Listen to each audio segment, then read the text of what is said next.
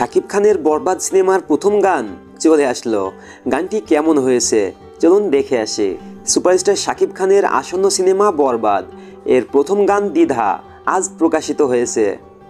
তুমি ভালোবাসো নাকি তুমি ভালোবাসো না। গানটি গেয়েছেন জনপ্রিয় গায়ক প্রীতম হাসান, যার কথা লিখেছেন ইনামুল তাওসান এবং কোরিওগ্রাফি করেছেন আদিল শেখ। মাত্র 36 সেকেন্ডের এই প্রোমো গানটি ইউটিউবে প্রকাশের পরেই ভাইরাল হতে শুরু করেছে।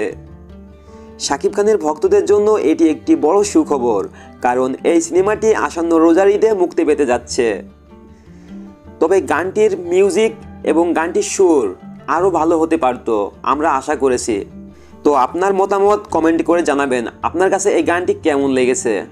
কখনো বুঝি